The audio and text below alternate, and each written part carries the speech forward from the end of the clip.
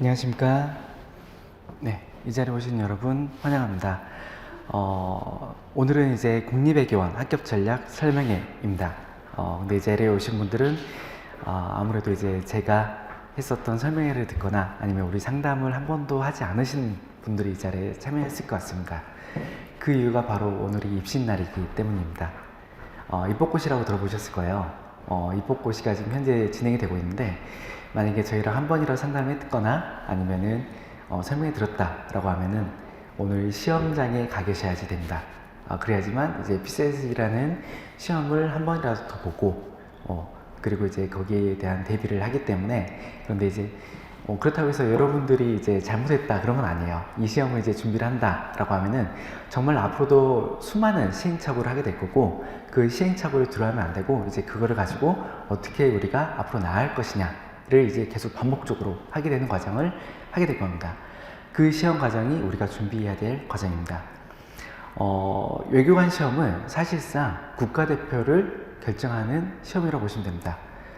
외교관이라고 하는 거는 우리나라의 얼굴이 되는 거죠. 그리고 최전선에 나가서 실제로 이제 보이지 않는 전쟁을 치르는 우리의 대표가 되는 사람들입니다.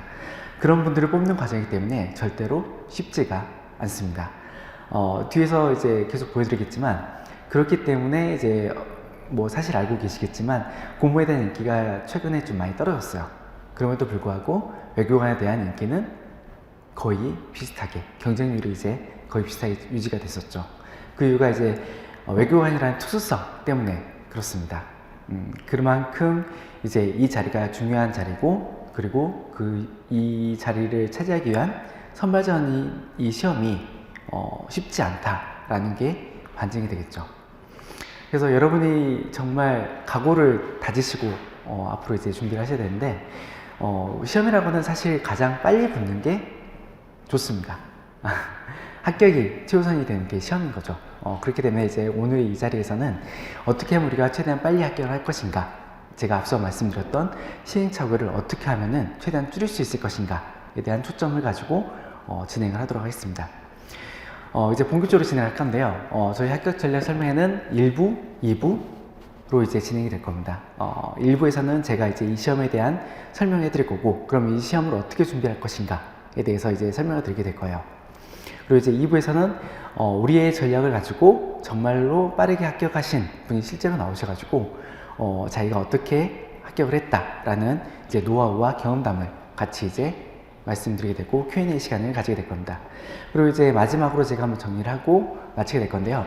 그렇게 해서 이제 저희가 이 시험을 준비하는 과정 설명하고 합격생 설명까지 다 든다고 하면은 최소 이제 2시간에서 2시간 반 정도 진행이 될 거예요. 항상 말씀드리지만 쉬운 시간이 아니죠. 네, 2시간 동안 앉아있다는 게 쉽지는 않습니다. 하지만 우리가 이제 시험 준비한다고 했으면 1차는 보통 3시간, 2차는 3시간 반 정도 시간이 걸리는 강의를 매일 듣게 될 거예요. 거기에 대한 워밍업이라 생각하시고 끝까지 잘 참여를 해주신다고 하면은 정말 많은 것들을 얻어갈 거라고 자신할 수가 있습니다. 그리고 이제 오늘 이제 들으신 내용을 가지고 하루가 변하게 될 거고, 그 바뀐 하루가 1년이 되고, 그 1년 가지고 우리의 평생이 변하게 될 것이라고 믿어 의심치가 않습니다. 자, 그럼 본격적으로 진행을 하도록 하겠습니다. 외교에는 시험은 앞에서 이제 충분히 말씀드렸죠. 네, 그럼 이 시험을 어떻게 치러지느냐, 1차, 2차, 3차 보통 이렇게 얘기를 하게 됩니다. 근데 이제 이 시험을 진행하기 전에 먼저 전제 조건이 필요하죠. 영어, 그리고 제2외국어. 혹시 이 자리에 계신 분들 중에 그걸 아직 하지 못했다라는 분이 계실까요? 네, 있으면은 안 되는데요. 네.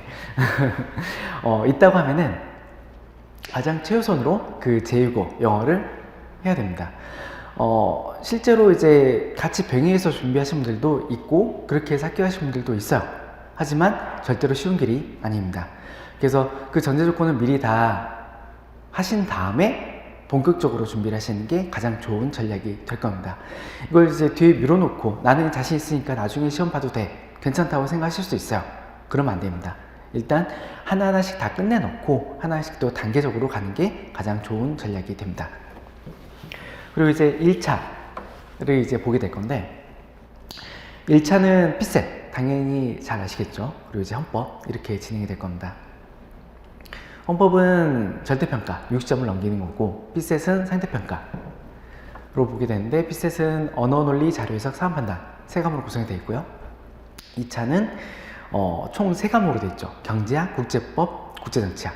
그리고 이제 시험은 하나가 더 추가가 되어 있습니다. 학제통합노수이라고 해가지고 경제학, 국제법, 국제정치학이 섞여져 있는 그런 과목이 있는데, 이거에 대해서도 항상 또 궁금해하시는 분들 많이 있어요. 도대체 이거는 어떤 거고 어떻게 준비를 해야 되냐. 또 항상 말씀드리는 게 너무 걱정하지 말라고 말씀을 드립니다. 제가 이제 말씀드렸죠. 학제통합노술은 경제학, 국제법, 국제정치학이 합쳐지는 거다. 그렇다 하면은 그 3가지가 제대로 준비가 돼 있다 라고 하면은 자연스럽게 준비가 되는 거고, 나중에 그런 베이스 하에서 그 시험에 대해서 적응하는 식으로 해서 기출문제를 풀어보는 식으로 대비를 하면 되는 거지, 지금부터 이제 그거에 대해서 걱정할 필요는 없습니다. 그리고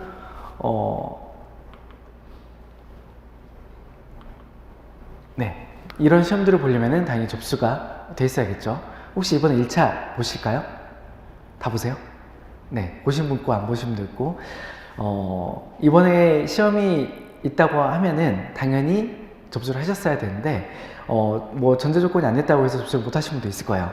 근데 이제 그 전제 조건이 안 된다 하더라도 사실은 시험 볼 수가 있습니다. 물론 최종 합격은 못 하겠죠.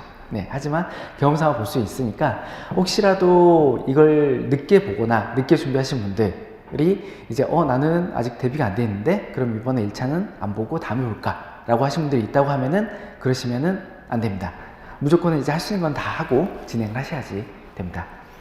그리고 이제 1차가 이제 다음 주에 있죠. 네, 1차가 다음 주 있고, 2차는 6월 말, 보통 6월 말 7월 초에 진행이 되고, 그리고 3차 면접은 네, 2차가 끝나고 나서 이제 10월 달에 진행이 될 겁니다.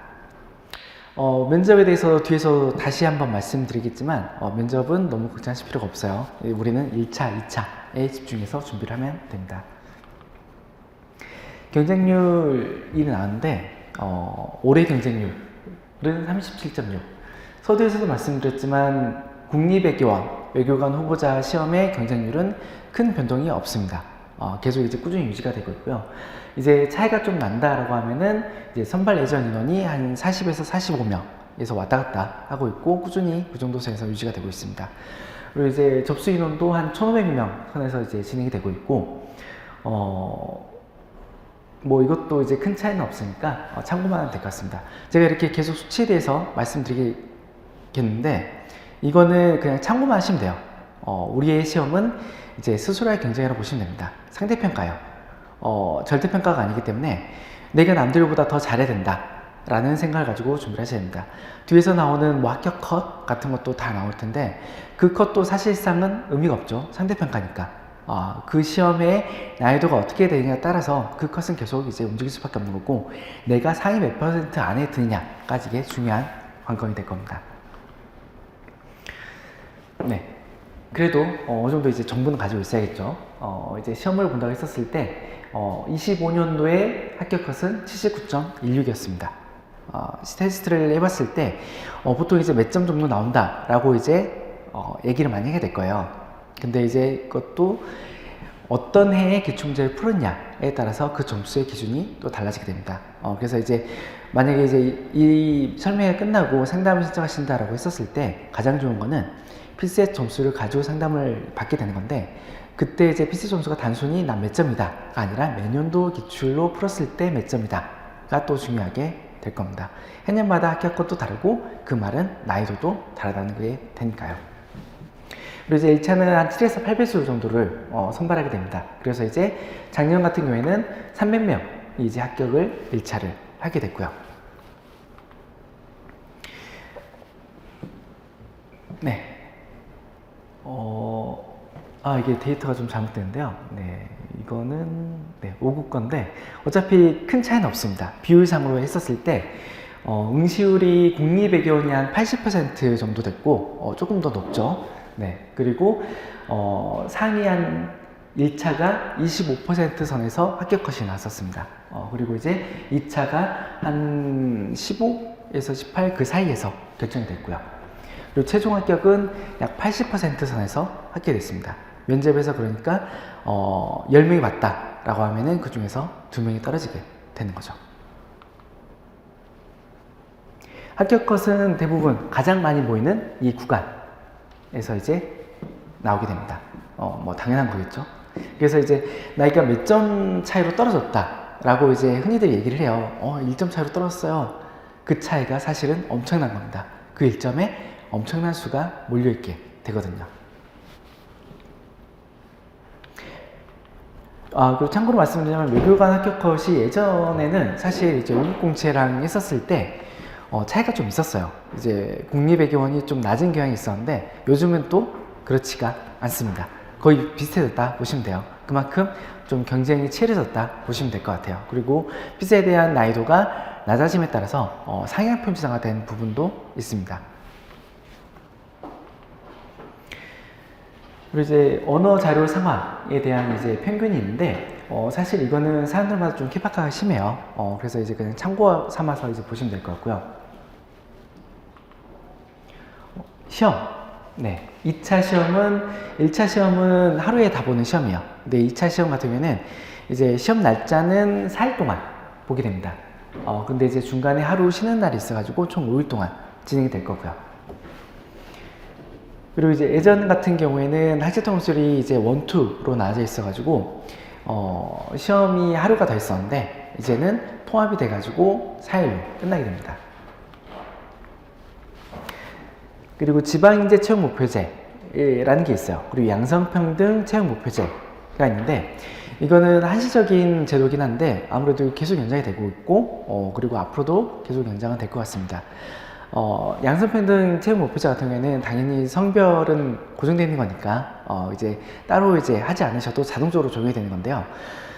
이거는 어떤 특정 범위 안에 합격자 수가 안 나온다라고 하면 추가로 합격을 시켜주는 제도입니다. 근데 추가 합격이니까 다른 사람한테 피해를 주진 않아요. 근데 이제 무조건 또 합격을 시켜주는 건 아니고 일정 범위 안에서 또 이제 들어야 됩니다. 그리고 이제 지방인재 채용 목표제 같은 경우에는 원서 접수를 할 때 이제 따로 체크를 하셔야 되는데 해당이 된다라고 하면은 꼭 체크를 해주셔야 됩니다. 특히 이제 1차 같은 경우에는 이게 상당히 큰 역할을 하게 됩니다. 일단 1차를 합격하고 나서 2차 들어가는 게 우리의 또 중요한 목표이기 때문에 이거는 하실 수 있다라고 하면 꼭 확인해서 해주시기 바라겠습니다. 이제 면접 같은 경우에는 뭐 여러 가지 또 이제 내용이 들어가 있어요. 근데 앞서 말씀드렸던 것처럼 지금 너무 이제 걱정할 필요가 없습니다. 뭐 직무 역량, 공직 가치, 그리고 이제 면접하는 과정에서 영어로 또 하는 부분이 있어요. 그래서 이것 때문에 또 고민하시는 분들이 있는데 너무 걱정하실 필요가 없어요. 그냥 그 간단한 회의 정도만 할 수 있으면은 괜찮습니다. 그리고 이제 내가 지금 그걸 못한다 하더라도 그때 가서 준비하면 돼요. 어차피 이제 질문하는 내용들은 크게 이제 범위가 정해져 있고 여기에 대한 대답도 우리가 이제 정해서 할 수 있기 때문에 그때 가서 준비하셔도 되고, 그리고 이제 제가 이렇게 말씀드린 이유가 또 뭐냐면 면접의 특성 때문에 그래요. 이제 우리가 1차 같은 경우에는 합격 컷만 넘긴다 라고 이제 얘기를 많이 들어요. 합격 컷을 넘기면은 2차에 전혀 영향을 미치지가 않습니다. 근데 이제 2차 점수 같은 경우에는 3차에 영향을 미치게 돼 있어요. 3차 면접 같은 경우에는 우수, 보통, 위협 3개로 나눠지게 돼 있습니다. 우수는 무조건 붙는 거, 미흡은 무조건 떨어지는 거. 그리고 보통이 대부분이 될 건데 보통이 대부분이 된다라고 하면은 문제는 보통에서 떨어져야 할 사람이 나온다 라는 말이 나와요. 제가 아까 3차 면접에서는 80% 정도가 붙는다라고 말씀드렸어요. 10명 중에서 2명이 떨어지게 되는 건데 보통 조가 한 뭐 6명에서 8명 사이에서 돼요. 그래서 한 조당 1명씩 떨어지게 될 건데, 근데 그러면 보통이 대부분이다 라고 하면 어떻게 될까요? 네, 어쩔 수 없어요. 아직까지 우리나라는 성적순입니다. 2차 시험 성적순 합격이라고 되어 있어요. 그래서 3차 면접의 최고의 보험은 2차 점수다 라고 이제 얘기를 하게 되는 거죠. 또 당연히 또 그럴 수밖에 없는 게 내가 2차 시험 잘 봤어요. 그러면은 나는 면접에서 보통만 맞으면 돼요. 근데 내가 2차 시험에서 시험을 잘 보지 못했어요. 그러면은 내가 3차에서 우수를 맞아야지만 합격을 한다 라는 생각이 들 수밖에 없을 거예요. 그럼 당연히 면접에서 더 긴장이 될 거고 무리할 수밖에 없고, 그러면은 당연히 좋은 결과가 나오기가 더 쉽지가 않습니다. 그렇기 때문에 우리의 전략은 1차를 최대한 빨리 붙고 2차에 최대한 점수를 많이 받는다가 이제 될 겁니다. 그리고 이제 이 시험 준비를 할 때 또 항상 궁금하신 것도 있어요. 내 나이가 이 정도 되는데 너무 이제 많은 거 아니냐, 젊은 사람들과 대결을 해야 되는데 힘들지 않을까 라고 이제 얘기도 하시는 분들이 있는데, 그렇지 하실 필요 없어요. 네, 30세 이상이 10몇 % 정도가 이제 보통 나오고요. 그리고 대부분 25에서 29가 이제 대부분 나오고 35세 이상도 계속 나오고 있습니다. 나이가 문제가 아니라 내가 어느 정도 열심히 하느냐, 내 각오의 문제라고 보시면 될 것 같습니다. 자, 그럼 본격적으로 이제 이 시험을 어떻게 준비할 것인가에 대해서 자세히 보도록 하겠습니다. 헌법. 그 전에 이제 피셋에 대해서 이제 여러 가지 정보들이 많이 나와 있어요. 특히나 이제 최근에는 피셋이 확대가 된다 라는 말들이 이제 많이 들어보셨을 거예요. 이제 7급에도 도입이 됐고, 벌써 이제 9급에도 도입이 됐고, 그리고 이제 공기업까지 도입이 이제 확정이 내년부터 됩니다. 그래서 어떻게 보면은 좋아졌어요. 그만큼 선택지가 더 늘어나게 됐으니까요. 그렇지만 항상 이제 드린 말씀이 뭐냐면, 우리는 이제 플랜 B를 가지고 이 시험을 준비를 하면 안 됩니다. 제가 이제 이렇게 좋아진 제도가 있어요 라고 말씀드리는 게 아니에요. 우리는 배수의 진을 치고 준비를 해야 된다 라는 것들을 강조하기 위해서 말씀을 드리고 있는 겁니다. 그렇기 때문에 이제 나는 이 시험이 좀 안 됐을 때 다른 길로 갈 수 있지 라고 생각을 하고 있는 순간 나의 공부의 어떤 치열함은 더 떨어질 수밖에 없어요. 여기 계신 분들은 외교관이라는 꿈을 가지고 계신 분들이야. 그렇다고 하면 외교관이 돼야죠. 그렇기 때문에 당연히 정말 최후의 수단으로서 내가 이제 다른 길이 있다라는 거는 이해될 수 있어요. 네, 그리고 이제 현실적으로 당연히 뒤에 가서는 그러면 안 되겠지만 그런 것들을 준비를 해야 되겠죠. 하지만 우리가 이 시험을 준비하는 입장에 있어서는 당연히 이 시험에 무조건 붙는다 라는 목표로 준비를 하셔야 됩니다. 그래서 이런 것들은 생각하지 마세요. 시험은 1차는 하루에 본다고 했잖아요. 근데 이제 이 시험을 하루에 보기 때문에 또 문제가 있어요. 힘들어요. 네, 보고 나면은 정말 지치게 될 겁니다. 특히나 이제 오전 시간 같은 경우에는 1교시의 헌법과 언어 논리 두 과목을 동시에 봐요. 그렇기 때문에 시간이 더 증가되겠죠. 그리고 문제가 헌법은 절대평가라고 처음에 이제 잠깐 이야기 드렸어요. 절대평가라고 하면은 내가 그 시험에서 점수를 못 받는다 라고 하면 무조건 떨어지는 거예요. 근데 그 불안감을 가지고 내가 뒤에 보는 시험을 잘 볼 수 있을까요? 힘듭니다. 그래서 이제 헌법은 뒤에서 이제 또 말씀드리겠지만 점수를 60점이라는 절대적인 점수가 있긴 하지만 그것보다는 더 높게 설정을 해서 준비를 하셔야 되고, 그래야지만 그 뒤에 있는 시험들을 무사히 보실 수가 있게 될 거예요. 네, 그 점수가 저는 여기선 70에서 80점 이상이라고 목표를 설정해 놨는데, 개인적으로는 이거는 이제 그냥 보수적인 거고, 제 개인적으로는 80점 이상 맞는 게 5월 전략이라고 저는 보고 있습니다. 그래야지만 어떤 난이도 그리고 어떤 변수가 있다 하더라도 나 무조건 60점 넘길 수 있어 라는 확신을 가지고 헌법 시험 끝나고 나서 언어 논리를 보실 수가 있게 될 거예요. 그 차이가 상당히 큽니다. 근데 이제 그게 절대로 어렵지가 않아요. 헌법이라는 거는 객관식 법과목은 그냥 단순 암기라고 보시면 돼요. 그래서 그냥 하면 되는 거고, 진짜 60점이라는 거는 반틈에 조금만 더 맞으면 되는 거잖아요. 그렇기 때문에 사실 헌법을 전혀 배우지 않았다 하더라도 이 시험은 이제 한 달 동안만 열심히 한다라고 하면 충분히 붙을 수 있는 시험이에요. 그렇기 때문에 이제 이거는 이 전체 과정에서 가장 쉬운 거다라고 이제 말씀을 드릴 수 있어요. 하지만 앞에서 말씀드렸지만 무시하다가는 나중에 정말 큰일 날 수가 있으니까 이거를 또 대비를 어떻게 해야 되냐, 단계적으로 이제 저희는 세팅을 해놨는데요. 어쨌든 암기라는 거는 장기로 가기 위해서는 여러 번 봐야 됩니다. 그리고 이제 구조와 틀을 또 알아야지 장기로 이제 기억을 하실 수가 있게 될 거예요. 그래서 이제 기본 이론, 핵심, 진도별, 모의고사 이렇게 해서 3단계로 구성되는데 나는 정말 이번에 한 번에 끝내겠다 라고 하는 분들은 간단하게 하셔도 돼요. 네, 정말 이제 나는 천재다. 왜 그러냐면 제가 이제 뒤에서 또 말씀드리겠지만 이 시험은 기본적으로 2번 이상을 보는 시험입니다. 통계에 나와 있어요. 뭐냐면 합격할 때까지 걸리는 공부 기간이라고 하면은 기본적으로 3년 정도를 잡고 진행을 하셔야 됩니다. 통계가 그렇게 나와 있어요. 그렇지만 목표는 그렇게 잡으면 안 돼요. 네, 그 이유가 목표를 그렇게 잡는 순간 우리는 더 길게 준비를 할 수밖에 없습니다. 그래서 이제 이 자리에 계신 분들은 무조건 난 내년에 최종 합격을 한다 라는 목표를 가지고 그런 각오로 준비를 하셔야지 되는 거고요. 근데 이제 계획 자체는 이제 내년에 안 된다 하더라도 계속 이제 유지할 수 있는 방법으로 진행하셔야지 될 겁니다. 그렇기 때문에 이제 헌법을 이렇게 준비하는 거예요. 최소한 2년치를 이제 우리가 대비를 해야 되니까. 그래서 기본 이론, 핵심 이론에서 이제 이 암기적인 측면에 있어서 탄탄하게 해놓은 상태에서 문제 적용해서 진도별 모의고사까지 보면은 여기에 대한 대비는 충분히 하실 수가 있게 될 겁니다. 뭐 문제가 있는데 이거는 지금 보셔도 사실 큰 의미는 없어요. 암기니까. 그래서 이제 들어오시면서 피셋 문제도 받으셨을 거예요. 그 문제는 지금 한번 보시는 게 의미가 있는 게 지금 풀어도 푸실 수 있을 거예요. 네, 피셋이라는 것 자체가 공직적성의 평가입니다. 원래는 우리가 이 시험을 준비하고 보는 시험이 아니라고 알고 있을 거예요. 네, 적성평가니까. 하지만 이것도 상대평가 되다 보니까 다 같이 준비하고 시험을 보게 되는 거죠. 언어논리, 자료해석, 상황판단 이렇게 3개로 내는데 이제 평가 영역이라고 되어 있으면은 이게 어떤 목표가 있을 거 아니에요.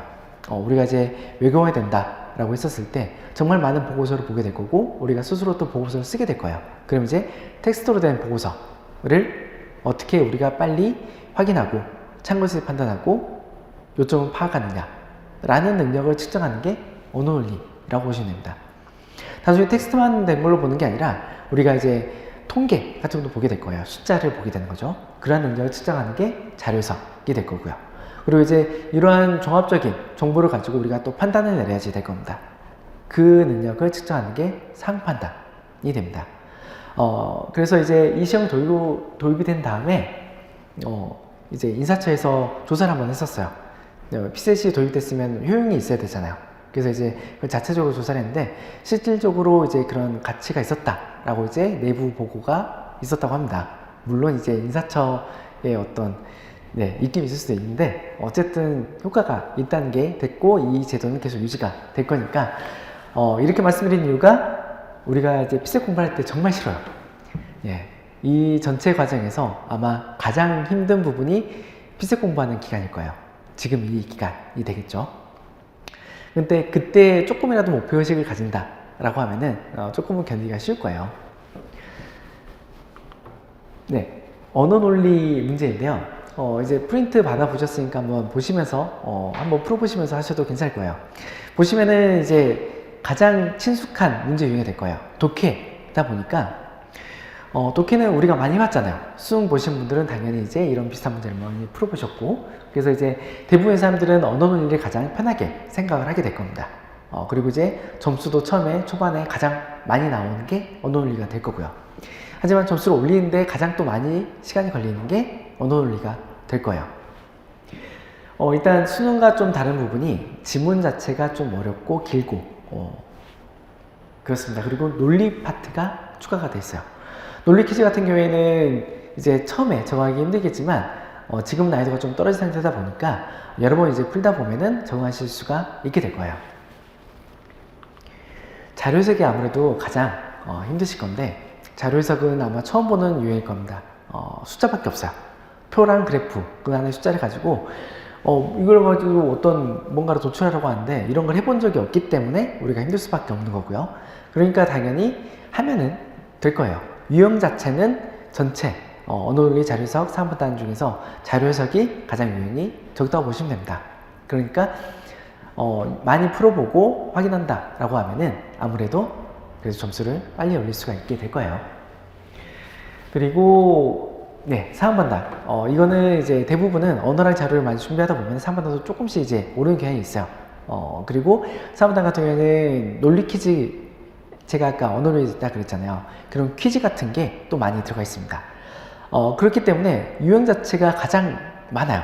그래서 이제 사실상 준비하기가 좀 까다롭긴 한데 어쩔 수 없죠. 예, 최대한 많은 유형 풀어보면서 적어가는 수밖에 없을 겁니다. 말로만 들으면은 이제 막말할 거예요. 피셋 그럼 도대체 어떻게 준비를 한 거냐. 이제 예전 같은 경우에는 진짜 어떻게 준비할지 몰랐어요.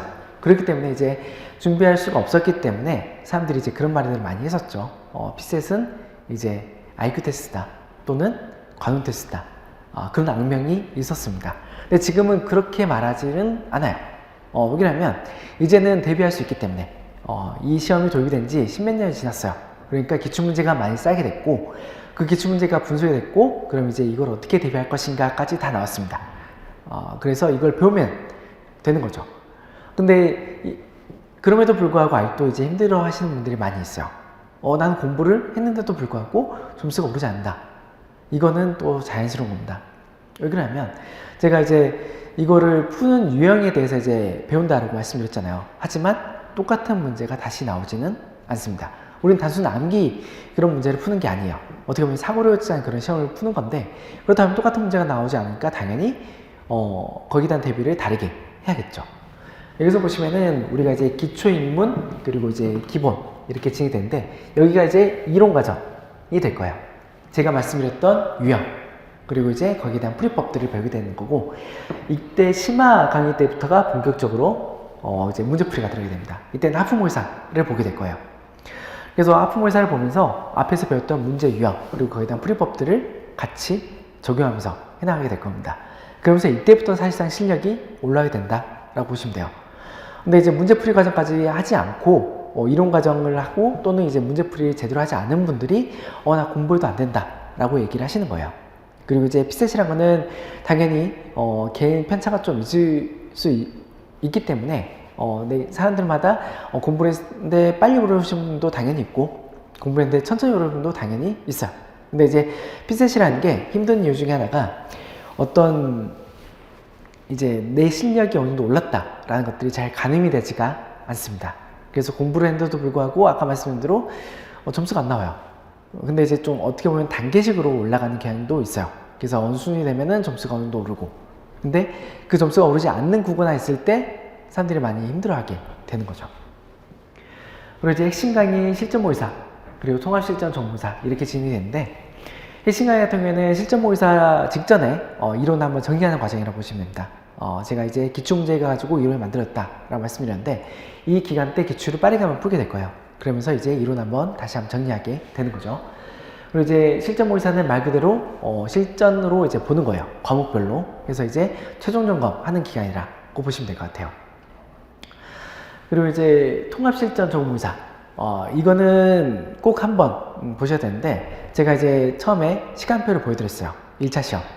하루 종일 보는 시험이에요. 게다가 이제 아까 말씀드렸던 1교시에 헌법 언어 같이 보는 그런 과정들을 한 번도 테스트를 안 해보고 시험장에 들어간다 라고 하면은 당연히 문제가 생길 수밖에 없습니다. 지금은 다행히도 이제 화장실에 가실 수가 있어요. 이제 시험 중간에 예전에는 화장실을 간다고 했었을 때 시험장에 다시 못 들어갔어요. 그럼 이제 그냥 그걸로 끝나는 거죠. 근데 이제는 시험장에서 화장실에 갈 수 있는데 근데 그렇게 된다라고 했었을 때 당연히 시험에는 좋지 않은 결과를 나오게 될 겁니다. 그래서 그런 것들을 다 대비를 하셔야 돼요. 그래서 이제 뭐 커피를 자주 드시는 분들은 그런 것도 이제 확인하게 될 거고 자연강진도 마찬가지로 이중작용이 있으니까 그리고 이제 초콜릿도 당연히 이제 문제가 있을 수 있고요. 또 뭐 우황춘심만 드시는 분들도 있어요. 근데 하필이면 시험날 처음 먹어봤어요. 근데 나랑 안 맞았던 거죠. 실제로 그런 사례가 있었기 때문에 말씀을 드리는 거예요. 그래서 그 모든 것들을 실제적으로 테스트해보는 시간이 바로 통합실전 정보사라고 보시면 될 것 같아요. 이렇게 해서 파이널까지 해서 실제 시험장에 들어가서 이제 1차를 합격을 하셔야지 되는 겁니다.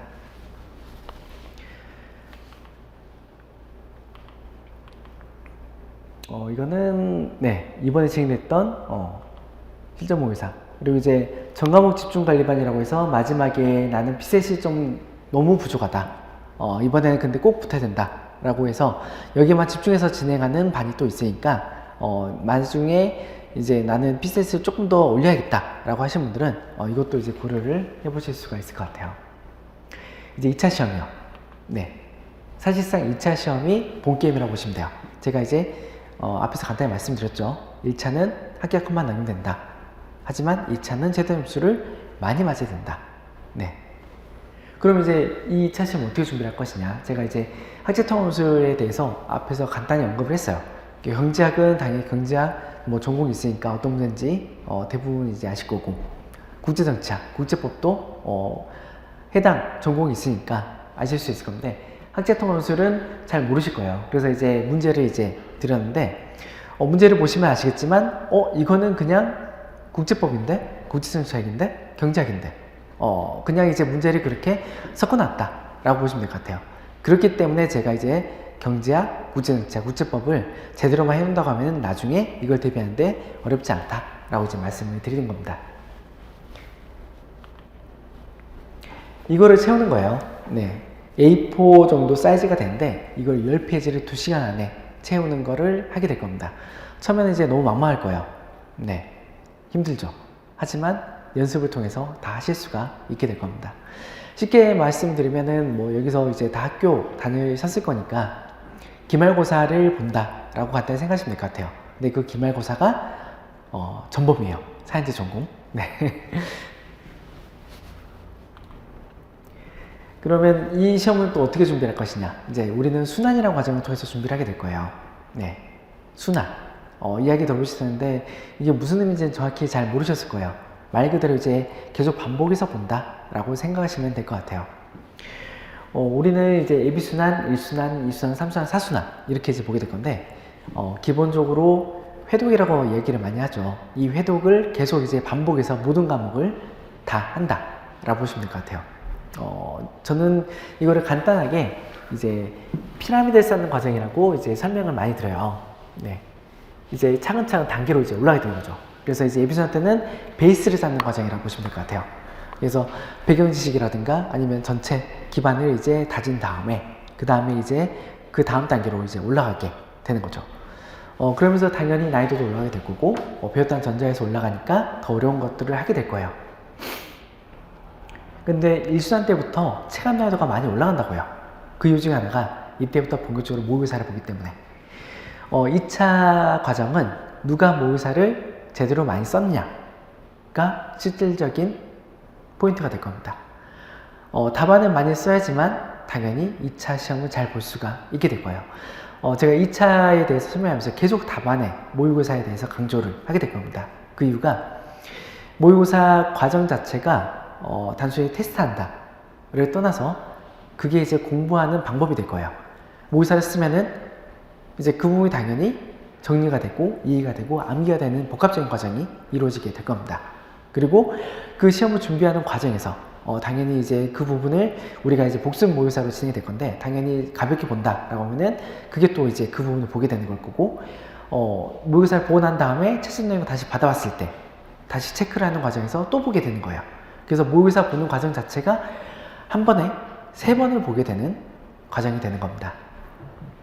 그리고 그 과정 중에서 내가 어떤 부분을 알고 모른다가 체크가 되는 거죠.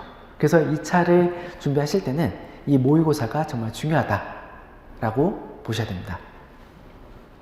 그런 게 이제 1순환 때는 3일에 한 번 진행될 거고요. 2순환 때는 이틀에 한 번, 3순환 때는 매일 진행됩니다.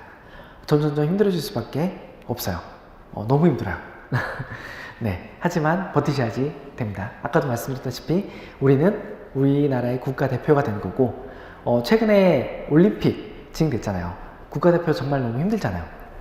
하지만 그렇게 해서 금메달 땄다 라고 하면은 그 사람으로 했을 때 정말 엄청난 성취죠. 근데 우리는 외교관으로서 어떤 성취를 했다 라고 하는 국가적인 성취가 될 겁니다. 그런 것들을 생각하면서 이 힘든 과정을 버티시면 될 것 같습니다. 네, 이렇게 말씀드리는 거 정말 힘들어서 그래요. 네. 이수한 때는 이제 계속 말씀드리는데, 이때는 힘들고, 이때는 왜 힘들고 말씀드려. 점점 더 힘들어지는 거예요. 이수한 때는 왜 힘드냐면, 시기적으로 힘들어요. 딱 이때예요. 이순환이, 1차 보기 직전. 1차가 제대로 돼 있지 않다라고 하면은 우리의 최우선 목표는 1차가 될 거예요. 그렇기 때문에 2차에 대한 준비를 하기가 힘들어요. 근데 그러면 이제 문제가 또 터지게 되는 거죠. 2차 과정은 어떻게 보면은 암기가 베이스가 돼야 됩니다. 특히나 이제 국제법, 국제정책은 암기 어느 정도 베이스가 돼야지 내가 이제 거기 안에 내용을 채울 수가 있게 될 거예요. 근데 보통 12월 달부터 피셋을 많이 준비를 하거든요. 근데 12월, 1월, 2월 그렇게 3개월을 내가 2차를 안 봤다 라고 하면은 어떻게 되겠어요? 다 잊어먹는 거예요.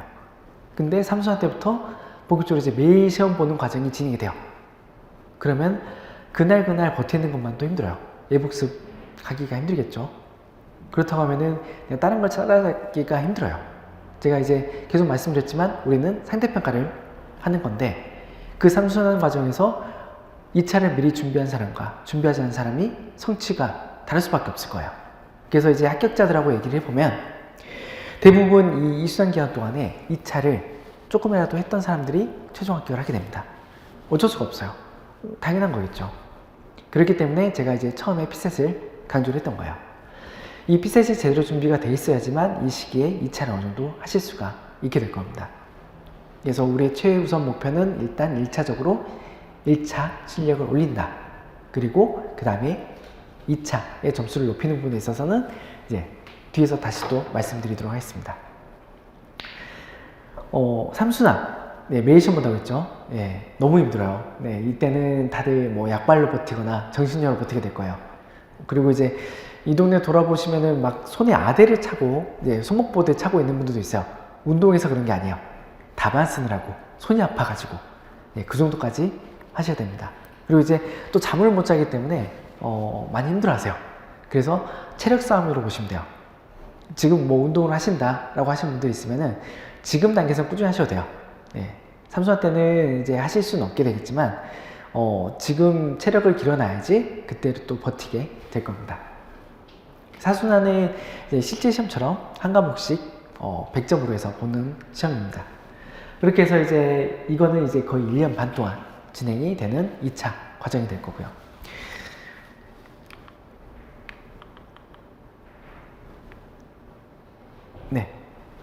아까 말씀드렸던 이 기간이 이제 2차에 대한 공백 기간이 될 거예요. 그래서 이제 이 기간을 우리가 확보하기 위해서 피셋을 최대한 빨리 끌어올리셔야 되고, 제가 피셋을 또 계속 얘기 드렸던 건 뭐냐면 피셋이랑 2차를 우리는 동시에 공부할 수밖에 없는 구조의 시험이에요. 1차랑 2차의 텀이 너무 짧기 때문에. 아까도 보여드렸지만 1차는 3월 초에 있잖아요. 2차는 6월 말에 있어요. 그 사이 텀이 너무 짧아요. 2차를 그 안에 다 해결할 수가 없어요. 그래서 우리는 1차를 동시에 할 수밖에 없는 시험을 준비를 하는 건데, 그렇기 때문에 우리가 이제 보통 1차는 오전에 시험을 준비를 하게 될 거예요. 그리고 오후나 저녁에 2차 강의를 또 듣게 될 거예요. 하루 여기서는 세 타임을 나누죠. 오전, 오후, 저녁. 근데 이제 그중 두 타임이 강의 듣는 걸로 이제 들어간다 라고 하면은 나머지 한 타임 가지고 하루 종일 공부했던 거를 예복습하는 시간을 가지게 될 겁니다. 안 돼요. 너무 힘들어요. 그렇기 때문에 그거를 최대한 확보하기 위해서라도 우리는 1차를 최대한 빨리 끝내야지 됩니다. 그 이유 중에 하나가 또 뭐냐면 피셋은 한 번 올리면 쉽게 떨어지지가 않아요. 제가 사고로 치는 그런 시험을 했잖아요. 그러니까 피셋을 올린 다음에, 그러니까 보통 1차를 합격한 분들은 다시 붙는 경향이 있어요. 그러면 피셋에 대한 어떤 안도감도 생길 거고 자신감도 있을 거고, 그러면은 2차에 대해서 더 집중하실 수가 있게 될 겁니다. 2차 예비수산 들어가기 전에 이제 이 통계는 뭐냐면 제가 이제 점수는 사실 별 의미가 없다라고 말씀드렸잖아요. 상대평가니까. 근데 이제 이거는 2차의 컷에 대한 성적에 대한 통계예요. 이걸 보여드리는 이유가 우리가 이제 2차도 전략적으로 준비를 해야 될 거예요. 가장 고득점을 할 수 있는 과목은 경제학이에요. 그리고 이제 그걸 유지할 수 있는 과목도 경제학이에요. 그리고 점수 편차가 큰 것도 경제학이에요. 근데 지금 통계는 이건 작년 거예요. 작년 거는 근데 그게 조금 희석이 됐어요. 왜냐하면 인사처에서도 이제 이걸 알고 이제 막 경제고시다 라는 말도 많이 나왔기 때문에 이걸 최대한 좀 줄이려고 노력을 많이 하고 있어요. 근데 과목의 특성상 어쩔 수가 없는 부분이 있습니다. 그래서 어쨌든 우리가 전략적으로 접근한다라고 했었을 때는 경제학을 2차에서는 빨리 잡아야지 됩니다.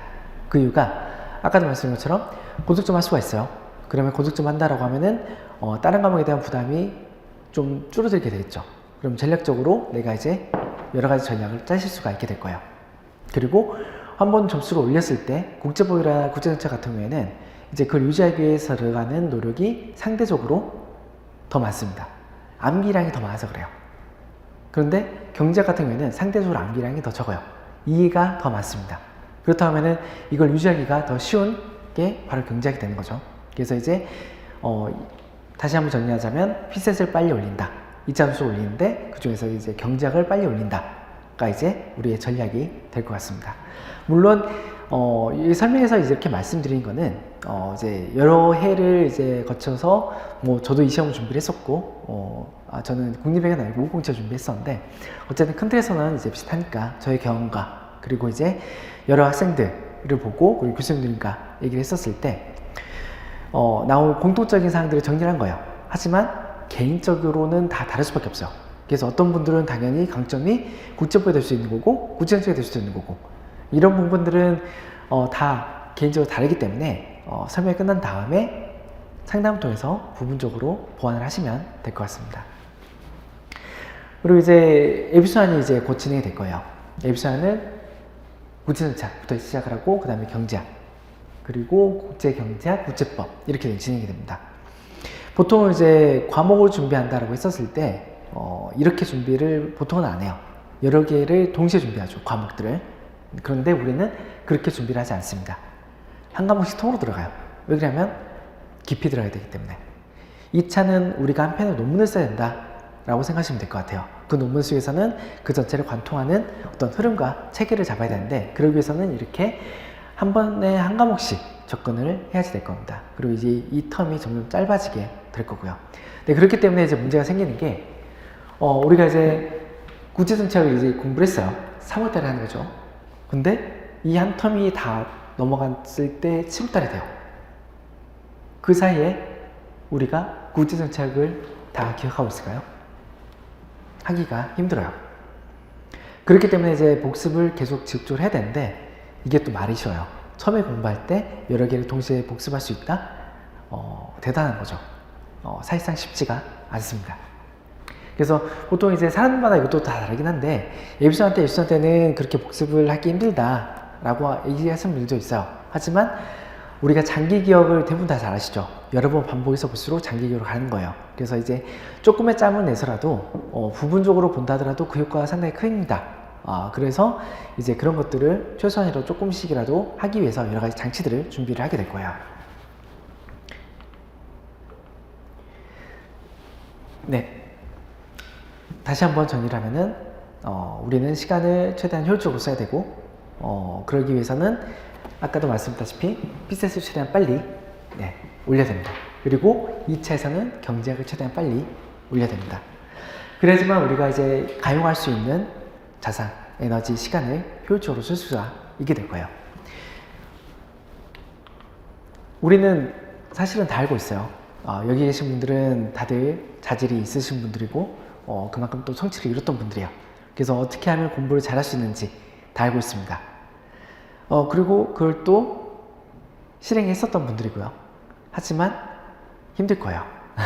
왜 그러냐면 그때 우리가 했었던 것들은 사실상 대부분 이제 고등학교 때 많이 했을 거예요. 고등학교라고 하면은 우리가 통제된 상황이 있고 우리의 신분 자체도 고등학생이었기 때문에 그런 것들을 자연스럽게 하실 수가 있었을 거예요. 하지만 이제 우리는 다 큰 성인이고 그리고 이 세상의 즐거움을 또 누려봤어요. 그렇기 때문에 내 스스로 이제 모든 것들을 다 통제를 해야 되는 상황이 된 거죠. 그래서 이제 더 힘들 수밖에 없습니다. 그래서 우리는 어떻게 되냐면 당연히 어떻게 잘하면 된다는 알고 있지만 이거를 어떻게 지속적으로 계속 할 것이냐가 이제 문제가 될 거고 그런 것들을 해나가야지 됩니다. 여기는 애들도 이제 다 잘할 거예요. 매일매일 열심히 해야 되는 것들. 매일매일을 하루 열심히 살면은 당연히 잘할 수 있겠죠. 네. 그리고 이제 시험 보기 일주일 전까지 다 모든 걸 다 하면 돼요. 시험 보기 직전에 봤는데 내가 본 게 나왔다. 네, 그러면은 붙는 거죠. 그걸 하기 위해서 우리가 또 준비를 해야 됩니다. 보통 이제 뭐 서브노트 같은 거를 얘기를 많이 하는데 단순히 서브노트가 아니어도 돼요. 내가 시험 보기 직전에 전체를 다 훑을 수 있는 그런 준비를 해놓으면 됩니다. 그리고 모르는 것과 아는 것 구분하는 거. 네, 당연히 이건 제가 앞에서 말씀드렸다시피 모의고사를 보면서 확인할 수 있는 거죠. 그래야지만 우리가 또 효율적으로 공부를 하실 수가 있게 될 거예요. 그렇기 때문에 시험을 무조건 봐야지 되는 거고요. 그리고 생활에 보는 건 시험에 집중해야죠. 예, 이제 여러 가지를 포기를 하셔야 될 겁니다. 뭐 우리가 누렸던 것들 그 중에 어느 정도를 포기를 하셔야지만 이 모든 것들을 다 하실 수가 있게 될 거예요. 하지만 제가 아까 말씀드렸죠. 우리가 우리나라의 대표가 되는 과정이니까 당연히 힘들 수밖에 없고 그 미래를 상상하시면서 버티시면 될 것 같습니다. 그럼 이제 어떻게 유지를 할 것이냐, 지속할 것이냐 라는 부분이 이제 혼자 하기엔 사실 힘들기 때문에 저희들이 이제 도와드리는 부분들이 있는데 저희가 이제 합격자 분들이 이제 여러 명이 붙게 될 거예요. 그리고 이제 시간 같은 것도 저희가 이제 체크를 해드리게 될 거예요. 일단은 하루 종일 공부를 해야죠. 그래서 이제 아침에 오게 되면은 저희가 이제 지문 체크로 해서 들어온 시간, 나간 시간 해서 만약에 이제 안 넣었다라고 하면은 거기다 문자도 이제 발송이 될 거고 그렇게 해서 이제 여기에 일단 나오게끔 하게 되는 거죠. 그리고 이제 자습실이 또 제공이 될 거니까 그 자습실에서 공부하다가 강의 듣다가 또 자습실에서 공부하다가 하는 식으로 반복된 생활을 하시면 됩니다. 그리고 이제 스터디가 또 조직이 될 거예요. 스터디라는 게 뭐냐면 어떻게 보면 그냥 자기강의 수단이라고 보시면 돼요. 혼자서 하면 또 잘 안 하게 되니까 사람들끼리 모여서 약속을 정하게 되는 거죠. 그래서 이제 여러 사람들이 모여서 우리가 이런 것들을 하자 라는 것들을 정해놓고 하게 되는데 또 처음 하는 사람끼리 모여서 하다 보면 이게 또 산으로 갈 수밖에 없어요. 그래서 합격자 튜터분이 들어가서 이제 조율을 해주게 될 겁니다. 조장처럼 들어가서 이런 것들을 했으면 좋겠다 하고 이끌어주는 역할을 하게 될 겁니다. 그리고 이제 모의고사 봐야 된다 했죠. 네, 모의고사 보면서 당연히 성적 체크가 들어가게 될 겁니다. 그래서 이제 거기에 대해서 당연히 상벌도 있을 거예요. 벌은 사실상 힘들죠. 네, 우리가 이제 만약에 체벌을 한다라고 하면 뉴스에 나올 거예요. 네, 그래서 인센티브밖에 없는데, 그래서 이제 열심히 하신 분들은 당연히 저희가 상금이 나올 거고, 이게 쏠쏠합니다. 한 번에 막 50만원 이상씩 받는 분들도 봤어요. 네, 종합반면 충분히 뽑을 수 있습니다. 그리고 이제 뭐 부모님한테 말 안 해도 되겠죠. 네. 그리고 이제 이런 것들을 주기적으로 또 이제 점검 모의사 같은 것도 있어요. 그래서 이제 1차, 2차를 동시에 이제 또 저희가 점검을 하게 될 겁니다. 해가지고 이 점검을 통해서 현재 위치를 파악하고 그럼 내가 이제 이 상황에서 어떻게 준비를 해야 될 것이냐에 대한 부분도 합격자랑 이제 얘기를 하게 될 거예요. 그리고 이제 매니저 분이라고 있어가지고 당연히 공부하면서 생활을 하면서 힘든 부분이 많이 있을 거예요. 근데 그런 것들을 미리 겪어본 합격자 분들이 있겠죠. 이제 그래서 저희가 의무상담, 수의상담을 진행이 될 거예요. 의무상담은 처음에 이제 일괄적으로 한번 진행이 될 거고 그 다음에 수시로 해가지고 이제 내가 원하는 시간대 예약을 해가지고 진행을 하게 될 겁니다. 이런 식으로 이제 힘든 부분들을 이제 같이 저희가 진행을 하게 될 겁니다. 그리고 이제 이거 보여드렸던 거는 플래너인데 매일매일 체크를 해야죠. 저희가 이제 지문 체크도 이제 한다고 했는데 단톡방을 해가지고 매일매일 체크를 하게 될 건데 단톡방에 이제 이 스케줄을 찍어서 올리게 될 겁니다. 그래서 아침에 내가 뭐를 할 거다 뭐 올리고 그 다음에 내가 다 했는지에 대한 점검사항 찍어서 다시 올리는 식으로 하게 되면은 자기 수술에 대한 통제도 되고 이제 이것도 마찬가지로 저희가 소소하지만 상도 드리고 하고 있으니까 하시면 될 것 같습니다. 제가 이 상벌 계속 얘기 드린 게 뭐냐면 이 장기 레이스라 했잖아요. 내가 그냥 열심히 하겠다 라고만 가지고 하다 보면은 지칠 수밖에 없어요. 그래서 이제 스스로 어떤 목표를 설정을 해놓고 내가 이걸 달성했을 때 나에게 상을 주고 벌을 주고 하는 것도 스스로 이제 하셔야 됩니다. 그래서 이제 간단히 예를 들자면 일주일 동안 열심히 달렸어요. 그러면은 내가 이제 해야 될 걸 다 했어요. 그럼 일요일날 푹 쉬는 거죠. 근데 내가 이제 목표된 거를 못했어요. 그럼 수술에 대한 벌로 내가 이제 일요일날 원래는 하루 종일 쉬어야 되는데 하루 종일 쉬면 안 되고 뭐 오전이나 오후 같은 타임은 내가 벌충을 해야 되겠다. 뭐 그런 식으로 이제 한다던가 뭐 그런 식으로 장치들을 스스로도 설정해 놓으셔야지 원활하게 하실 수가 있을 겁니다.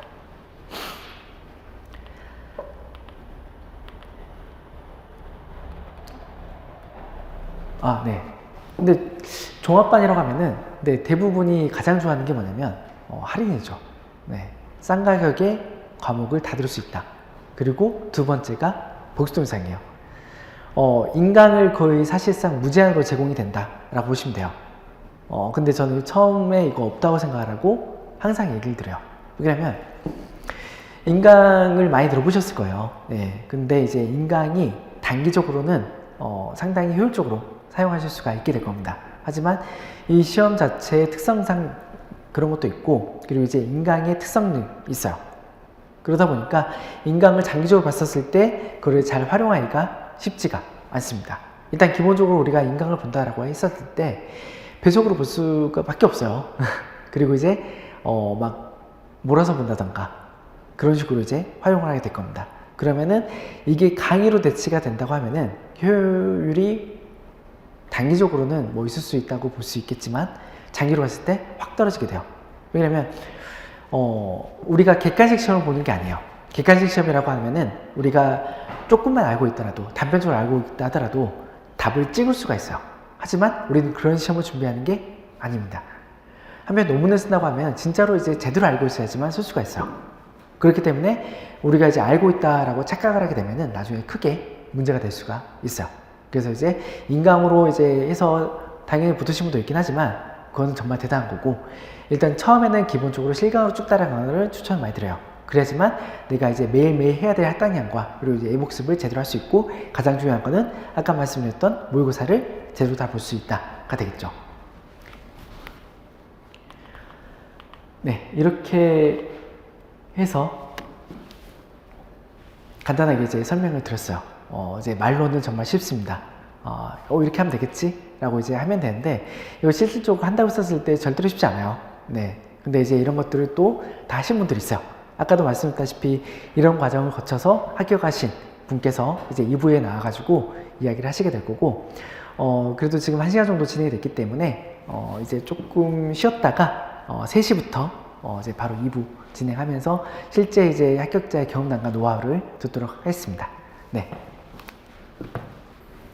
네, 안녕하십니까. 제 25년도 외교관 후보자 선발시험 합격하고 지금 13기 외교관 후보자 교육생으로 있는 이형빈이라고 합니다. 반갑습니다.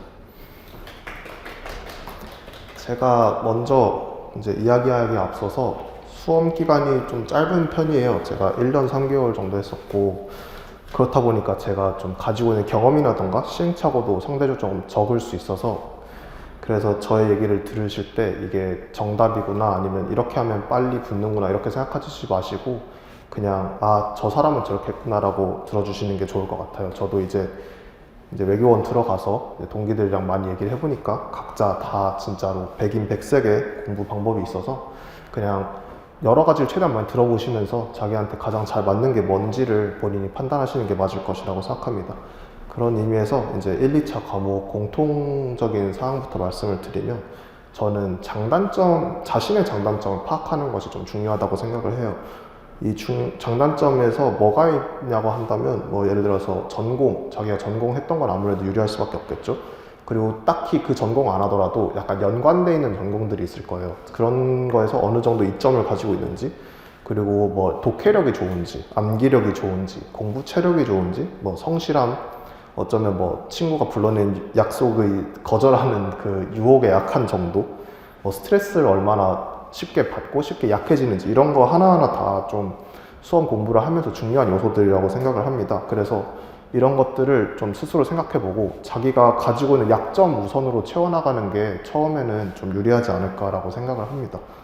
그래서 먼저 1차 과목부터 말씀을 드리면, 1차 과목은 과목 공통적으로 좀 2차 과목보다도 훨씬 더 개인차가 좀 크다고 생각을 합니다.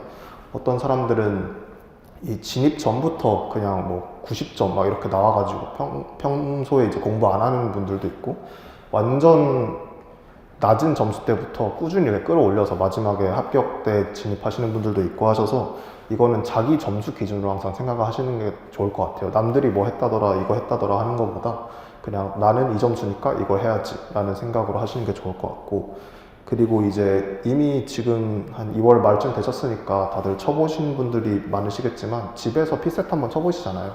근데 집에서 피셋 쳐보시는데 이때 좀 뭐랄까 각 잡고 쳐보시는 거 좀 추천해요. 혹시 조금 대충 쳐보셨다면 진짜 시간 딱 재고, 용지 크기도 사실 꽤 신경 쓰이거든요. A4 용지를 뽑지 마시고 그 큰 종이로 뽑으셔가지고, 그리고 웬만하면 합격 컷도 이제 시험 치기 전에 보지 마시고, 이게 시험 당일에는 그게 얼마나 어려운지 가늠 안 되잖아요. 나만 어려워하는 걸 수도 있고 나만 꼬인 거라고 생각할 수도 있으니까 그런 거랑 최대한 비슷한 환경을 조성하기 위해서 좀 그렇게 해서 몇 번, 그리고 한 번도 아니고 한 3-4번 정도 풀어보시면 그게 좋을 것 같아요. 그렇게 3-4번 정도 해서 마지막이나 아니면 좀 평균값 정도가 자기의 이 공부를 하기 전 실력이니까 그걸 기반으로 이제 성장해 나가시면 좋을 것 같고, 저는 사실 이제 피셋 점수가 처음부터 그렇게 낮진 않았어요. 그래서 저는 그 피셋 전 1월부터 피셋을 본격적으로 시작한 것 같아요. 그래서 근데 점수가 좀 많이 낮다 하시면 일찍 시작하시는 것도 더 중요하다고 생각합니다. 그 말씀해 주셨다시피 1차를 합격해서 2차에 들어가는 경험이 진짜 크다고 생각을 해서 1차가 조금 약하신 분들은 1차에 시간 투자를 먼저 많이 하시는 것도 좋다고 생각을 합니다. 그래서 이제 개별 과목별로 말씀을 드리면, 먼저 헌법입니다. 헌법은 저는 김유양 선생님 기본 강의를 듣고 기출문제집으로 공부를 했어요. 근데 이제 12월 중순부터 그 해에 있었던 기본 강의를 인터넷 강의로 듣고 1-2월 동안 꾸준히 쭉 계속 기출문제를 풀었는데, 이제 풀면서 틀리거나 헷갈린 텍스트를 따로 그냥 답을 이제 그 책에다가 써놓지 않고 그 틀린 텍스트만 옆에다 체크 표시를 해놓고 헷갈린 텍스트만 체크 표시 해놓고 지나간 다음에 시험 전전날쯤에 그걸 다시 쭉 보면서 그 텍스트들의 정오를 판단할 수 있는지 내가 그냥 그 정도만 파악을 하고 들어갔습니다. 헌법은 사실 이제 60점만 넘으면 되는 걸로 제가 알고 있는데, 사실 60점 언저리에 있는 거는 별로 좋은 전략은 아니라고 생각을 합니다. 저도 84점 정도 나왔었고 80점 넘게 공부를 하시는 걸 추천드려요. 저는 80점 넘도록 시간을 투자하는 게 추천드리는데, 그 이유가 뭐냐면 이게 헌법이랑 언어 논리는 시간을 같이 씁니다. 그 150분 해서 아마 제가 알기로는 150분이나 어쨌거나 시간이 그 사이에 쉬는 시간이 없어요. 그래서 헌법을 다 풀고 마킹을 한 다음부터 언어 논리 들어갈 때까지가 쉬는 시간이거든요. 근데 헌법이 사실 텍스트가 꽤 길어요. 텍스트가 꽤 길고 시험 당일엔 긴장을 아무래도 하니까 헌법을 아무리 이제 그냥 사지선다형 그 OX 문제라고 해도 하나하나 다 읽어보게 되거든요. 근데 읽어보면 그것만으로 이제 텍스트 읽는 그 집중력 소모가 조금씩 돼요. 그래서 좀 빨리 헌법을 다 풀어놓고 마킹을 하고 한 3분이라도 눈 감고 그냥 언어 논리를 기다릴 수 있는 시간이 있는지 없는지가 중요하다고 생각을 합니다. 근데 헌법이 시간이 생각보다 짧고 촉박해서 헌법을 60점 정도 공부 수준을 맞춰 놓는다면 합격하더라도 하면서 계속 자기랑 싸워야 돼요. 아, 이게 맞는 건가 틀린 건가 맞는 건가 틀린 건가 하는 동안 이제 언어 논리에 쓸 집중력을 좀 써버리는 경향이 있다고 저는 판단을 해서 미리 좀 공부를 해서 안전적으로 이제 헌법은 한 80점 정도로 맞춰놓는 걸 추천드립니다. 이제 그리고 언어 논리 얘기를 하자면, 저는 사실 언어 논리가 주력 과목이었어요. 그래서 언어 논리는 처음부터 좀 점수가 높은 편이었고, 이제 아마 수험 처음 진입하시면 수능 국어를 어느 정도 공부를 하셨을 분들이시니까 수능 국어랑 유사한 부분이 많다고 좀 생각을 하실 거예요. 근데 그 부분 말고 크게 이제 좀 다르다라고 느껴지는 부분은 아마 강화약화 부분이랑 논리 퀴즈이실 건데, 강화약화도 저도 처음에 많이 틀렸거든요. 근데 강화약화에서 제가 이제 좀 해결 방법을 찾은 게, 강화약화는 사고 좀 일관성이 중요하다고 생각합니다. 나만의 좀 논리 체계가 있고 나만의 확신이 있어야 되는데, 이게 문제는 그 개인마다 다 달라요. 그래서 강사분들도 다 다르세요. 여러 강사분들이 각자의 논리 체계를 가지고 있으시기 때문에 여러분들이 뭔가 문제 하나하나에서 그 각자 다른 분들의 해설을 듣다 보면 자기 논리 체계가 좀 꼬일 수가 있거든요. 그러면 이제 왔다리 갔다리 해요. 자기의 그 판단 기준이. 그러면 맞을 것도 틀리고 틀린 거 맞아도 너무 시간 오래 써가지고 그냥 그 시간을 오히려 더 많이 써서 다른 문제 못 풀게 되는 현상이 나타나서 그냥 자기만의 좀 주관을 가지고 틀리더라도 그냥 계속 밀어붙이는 게 좋다고 생각합니다. 특히 그 주관을 어떤 기준으로 맞추느냐 하면 기출문제 기준으로 당연히 맞추셔야겠죠. 그래서 저는 어떤 케이스까지 있었냐면 이제 마지막 되면 강사분들이 주시는 모의고사 이런 걸 잔뜩 풀잖아요. 근데 그때 제가 푼 답이 틀린 거예요. 근데 틀렸는데 제가 읽어보니까 저는 그냥 맞은 거예요. 맞았다고 생각을 했고. 그래서 그냥 맞은 걸로 치고 넘어갔어요, 저는. 그러니까 그 정도로 자기에 대한 확신을 가지고 틀리더라도 1분 투자해서 문제 틀려서 넘어가는 거 나쁘지 않아요. 저희 100점 맞는 시험이 아니니까. 그래서 그 정도로 그냥 좀 자기에 대한 확신을 가지고 푸시는 게, 그리고 그 확신을 만들어가는 과정이 1, 2월에 수반됐으면 좋겠다는 생각을 합니다. 그리고 논리 퀴즈 같은 경우에는 이게 아마 일반적인 이제 언어 논리 과목들이랑 좀 성격이 많이 다르다 보니까 좀 당황하시는 분들이 생기고 아예 손 대기 싫어하시는 분들도 많이 있으세요. 근데 저는 사실 논리 퀴즈 굉장히 좀 숨은 꿀이라고 생각을 하거든요. 이게 왜 그러냐면 연습을 조금 하면 정직하게 실력이 오르고, 그 내용이 사실 5급 공채 피셋에서는 그렇게 어렵지 않아요. 입법고시는 아마 엄청 어려운 걸로 알고 있는데 이게 쉬워서 3분 내로는 좀 무조건 풀리는 게 많습니다. 그래서 엄청 어려운 그냥 읽기 지문이 나오면 그거 하나 버리고 논리 퀴즈 풀 수 있는 옵션을 손에 들고 있는 게 전혀 나쁘다고 생각하지 않거든요. 그런 의미에서 논리 퀴즈도 시간을 좀 투자하셔서 그 나머지 다 풀고 원래 남는 시간에 논리 퀴즈 풀 때도 한두 문제 정도 맞춰 가실 수 있고, 아니면 그게 아니고 그 해 피셋이 너무 지문이 어렵게 나왔다 하면 그냥 그거 깔끔하게 다음에 풀지 뭐 하고 그냥 논리 퀴즈 하나 더 푸시는 전략으로 가시는 옵션을 언제나 가지고 있는 것도 중요하다고 생각합니다. 저는 논리 퀴즈는 이제 특강 같은 것도 많이 해주세요. 그래서 한승환 선생님 특강 들었었고, 그때 이제 기호 같은 거 배우고 그 다음에 기출문제 중에 논리 퀴즈만 쭉 모아서 그냥 그것만 계속 풀었어요. 한 3-4번 정도? 그냥 하루 날 잡고. 그렇게 하면 그 다음부터는 새로 나오는 것도 어느 정도 이제 체계가 비슷하기 때문에 손대고 풀 수 있으실 거라고 생각을 합니다. 그리고 이제 자료 해석 얘기로 넘어갈게요. 자료 해석은 제가 사실은 방어 과목이고 점수도 제일 낮았습니다. 그래서 이제 언어만큼 자신 있게 추천드리진 못할 것 같은데, 그래도 저는 완전 순도 100% 문과생이었었고 아마 그러신 분들에겐 도움될 것 같은데, 저희는 아무래도 표 보는 경험이 굉장히 없어요. 그래서 그냥 표가 어지럽게 크게 나오면 그것만으로 이미 정신이 약간 스트레스를 받고 좀 뇌가 멈추고 이러거든요. 그래서 결국 표 그래프에 익숙해지는 게 그냥 최우선 목표라고 생각해요. 그래서 세 과목 중에 가장 그냥 양치기라고 소위 하죠. 그냥 쭉 놔두고 시간도 안 재고 그냥 계속 풀어보는 연습을 하는 게 제일 유효한 게 아마 자료 해석이었던 것 같습니다. 그래서 표 그래프가 그냥 보면 아 그냥 대충 이렇게 생겼구나, 이런 거구나, 익숙해지고 좀 더 이상 도망가고 싶지 않아지는 마음을 가지게 하는 것만으로도 저는 자료 해석에서 어느 정도 조금 노력했구나 라는 느낌이 들게 된다고 생각을 합니다. 그래서 저도 이제 그렇게 하기 위해서 양치기를 열심히 했고, 또 동시에 계산 정확도 당연히 필요하다고 생각합니다. 계산이 어림산이 많이 나오는데 그 어림산을 했는데 그냥 어림산 자체를 틀려버리면 사실 답이 없어요. 그냥 정답이 완전 반대로 나올 때가 많아서. 그래서 어림산 정확도를 올림과 동시에 이제 어디까지 계산을 해야 되냐라는 감도의 문제가 있거든요. 근데 이 감도도 아까 강화약화랑 마찬가지 논리로 기출문제 감도에 철저하게 맞추셔야 돼요. 이게 기출문제에서 이 정도까지 어림산을 계속 요구한다면 자기도 그냥 그 어림산으로 계속 가는 그 일관성을 유지하시면서 훈련을 하시는 게 저는 이제 시간을 아낄 수 있는 길이라고 생각을 합니다. 이제 상황 판단 말씀드릴게요. 상황 판단은 이제 법조문, 계산, 퀴즈 뭐 이런 여러 가지 유형들의 문제들의 집합이죠. 근데 사람마다 이게 잘하는 게 다 다르다고 생각을 합니다. 원래 보통은 법조문 다 맞추고 계산은 다 맞추고 퀴즈 시간 남으면 뭐 투자한다 이런 전략이 좀 대세라고 생각을 하는데, 저는 사실 퀴즈 거의 다 맞추고 법조문 틀렸거든요. 그래서 이거는 개인 차가 있는 것 같아요. 근데 그래서 상황 판단 어떻게 공부해라 라고 말씀드리는 건 좀 조심스럽고, 해보시다 보면 자기가 유독 잘 틀리는 유형들이 있어요. 그거 위주로 그냥 집중해서 하방을 높이시는 게 좋을 것 같습니다. 문제가 어떻게 얼마나 어려워지게 나올지 또 모르니까 어떤 유형에서. 근데 확실하게 좀 공통적으로 충고드릴 거는 체력 문제예요. 체력.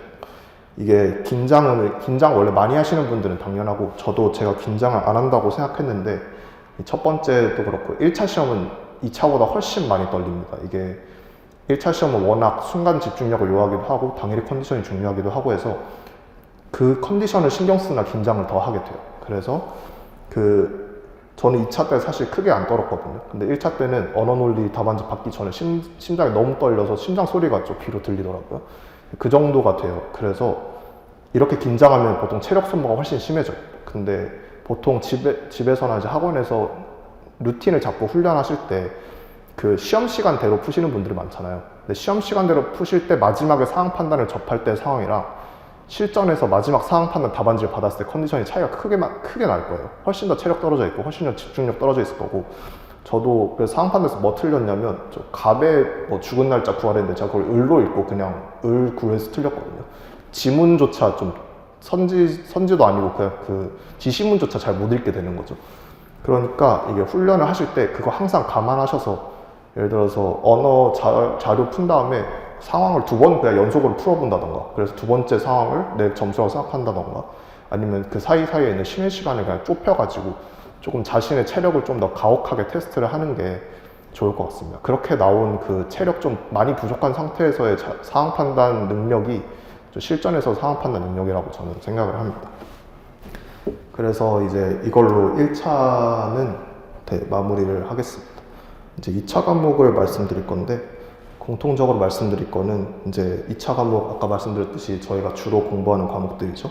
세 과목 다 양이 굉장히 많습니다. 그리고 사실 세 과목이라는 것도 함정이에요. 이게 외교사랑 이제 국제경제학 각각 0.5과목 정도 한다고 생각을 해서, 그래서 거의 4과목 그리고 통론까지 신경 쓰면 거의 5과목인데, 이게 각자 또 공부량이 많다 보니까 어쩔 수 없이 시간 투자를 많이 하는 거는 당연한 것 같아요. 근데 설상가상으로 좀 저는 이 세 과목이 요구하는 사고 패턴이라고 해야 되나? 그게 좀 다르다고 좀 생각을 했어요. 이게 좀, 그런 이제 국제법 배우시거나 이미 법 공부하신 분들 아시겠지만 리걸 마인드라는 게 있고, 또 국제정치학은 사회학적 사고라는 게 있고, 경제학은 경제학적 상상력 이런 게 있으니까, 또 그런 의미에서 분명히 세 개 중에 하나는 본인이 약하실 겁니다. 그래서 저는 초반에는 적어도 1년 차에는 약한 거 위주로 시간 많이 투자하는 것도 나쁘지 않다고 아까랑 비슷한 맥락으로 생각을 해요. 그래서 그리고 이제 동시에 아까 말씀드렸지만 뭐가 약한지는 실제로 해봐야 돼요. 저는 아까 말씀드렸듯이 순도 100% 문과생이어서 경제학을 들어가기 전에 너무 무서웠거든요. 근데 결과적으로 경제학 점수가 제일 높아요. 그래서 진짜 하다 보면 예비순환 한번 돌리면 그때쯤 아실 거예요. 아니면 뭐 직접 이미 공부를 해보신 분들은 아시겠지만, 그래서 국제정치학부터 말씀을 드리겠습니다. 국제정치학은 정원준 선생님 수업 저는 예비순환부터 쭉 따라갔고, 이제 2순환은 1차 준비하느라 사실 잘 못 듣긴 했어요. 근데 국제정치학은 어디서부터 어디까지가 시험 과목 그 범위인지를 아는 게 불가능하기 때문에 그게 일단 힘들다고 생각을 해요. 그래서 다 하려고 하면 진짜 끝도 없고, 안 하자니 진짜 이것만 하면 되나? 라는 불안감이 들기도 하고. 그래서 국제정치학 공부하면서 제가 느낀 거는, 국제정치학은 이론을 확실하게 아는 거라 이론을 적용하는 능력, 이 2개를 기르는 게 가장 중요하다고 저는 생각을 했습니다. 그래서 이론에 대한 확실한 정리는 당연히 이제 교과서를 보시는 게 좋죠. 제가 본 교과서가 왈츠 이후, 국제정세 이해, 그리고 현대 국제관계 이론과 한국, 국제정치 패러다임 이렇게 4개 정도 봤는데, 뭐 더 많아요. 좋은 책도 훨씬 많고, 다 보시면서 자기 나름대로 정리를 하면 되는데, 이게 정리를 할 때 좀 신경 쓰셔야 되는, 해보셔야 되는 점이, 시험장 가면 이론에 대해서 쓸 시간과 그 공간이 너무 적습니다. 한 3-4문장밖에 안 나와요. 왜냐면 적용하는 부분을 사실 더 집중해서 길게 써야 되기 때문에. 그래서 이 이론에 대한 정리를 머릿속으로 완벽하게 해두되, 또 반대로 이제 현출할 때는 3-4문장 정도로 간결하게 키워드만 정해서 딱, 나 이렇게 시험장에서 이 이론 써야 되는 상황 나오면 이 이론 3-4문장으로 이렇게 정리해서 써야지 하는 그 출력 연습을 해주시는 게 좋을 것 같다고 생각을 합니다. 그리고 이제 2번째 파트죠. 이제 실전에서 이제 현안에 적용하는 능력, 이론을 적용하는 능력에 대해서 말씀을 드리면, 이거는 사실 논문이 저는 굉장히 도움이 되었다고 생각을 합니다.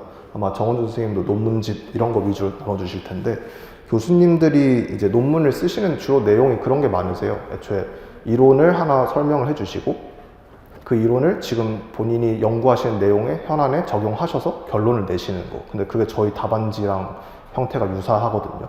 그래서 그런 논문들을 보시면 교수님들이 어떻게 적용하시는지를 익힐 수가 있어요. 근데 교수님들이 저희 채점하시니까 그대로 하시면 저는 손해볼 거 없다고 생각을 하고, 실제로 저도 논문으로 이제 현안 적용하는 법들은 거의 다 배웠던 것 같습니다. 그래서 국제정치학은 저는 논문 많이 읽어야 되는 과목이라고 생각을 합니다.